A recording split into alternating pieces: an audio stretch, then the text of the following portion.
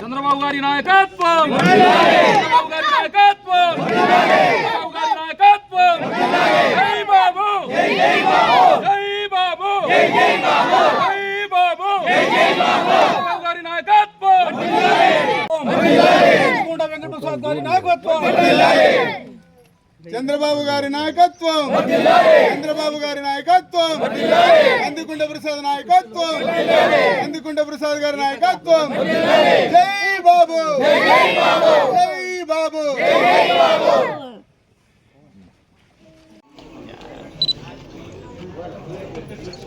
75 ఏళ్ల నవయువకుడైనటువంటి మా నాయకుడు నారా చంద్రబాబు నాయుడు గారి జన్మదినోత్సవ సందర్భంగా ఏర్పాటు చేసినటువంటి కార్యక్రమంలో భాగస్వాములైనటువంటి అందరికీ కూడా నమస్కారాలు తెలుపుకుంటూ అంతే స్థాయిలో కదిరి నియోజకవర్గ తెలుగుదేశం పార్టీ తరఫున, కదిరి నియోజకవర్గ ప్రజల తరఫున ఆయనకు జన్మదిన శుభాకాంక్షలు తెలుపుతున్నాం. ఈ రోజున ఆయన జీవితాన్ని గమనిస్తే 70 సంవత్సరాల సుదీర్ఘమైనటువంటి ఒక కెరీర్ని బిల్డప్ చేసుకున్న తర్వాత దాదాపు మెజారిటీ శాతం అంటే దాదాపు ఒక 48-49 సంవత్సరాల కాలం ప్రజా జీవితంలోనే గడిపినటువంటి నాయకుడు ఆయన. బహు అరుదుగానే ఇటువంటి నాయకులు పుడతా ఉంటారు భూమి మీద.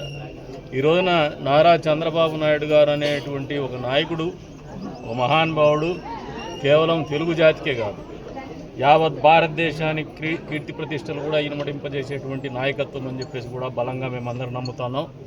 ఎంతోమంది మాలాంటి రాజకీయ నేపథ్యం లేని కుటుంబాల నుంచి రాజకీయాల్లోకి రాగలిగి బహుకాలం పాటు ప్రజల జీవితంలో ఉండగలిగేటువంటి పరిస్థితుల్ని సృష్టించగలిగి, లేదంటే మాకు కూడా అటువంటి ఆలోచనను కానీ అటువంటి స్ఫూర్తిని కానీ నింపినటువంటి నాయకత్వం ఏదైనా ఉందంటే అది మా నాయకుడు నారా చంద్రబాబు నాయుడు గారు అని చెప్పి సందర్భంగా తెలియజేస్తున్నాం. ప్రత్యేకించి వెనుకబడిన వర్గాల తరపున మనస్ఫూర్తిగా ఆయనకు ధన్యవాదాలు తెలుపుతున్నాము, అదే రంగా అభినందనలు తెలుపుతున్నాం. అంతే స్థాయిలో ఆయన నాయకత్వంలో ఇంకా కొన్ని దశాబ్దాల పాటు పనిచేసేటువంటి అవకాశం కూడా భగవంతుడు మాకు కల్పించాలని చెప్పేసి కూడా ఈ సందర్భంగా తెలియజేసి కోరుకుంటాను.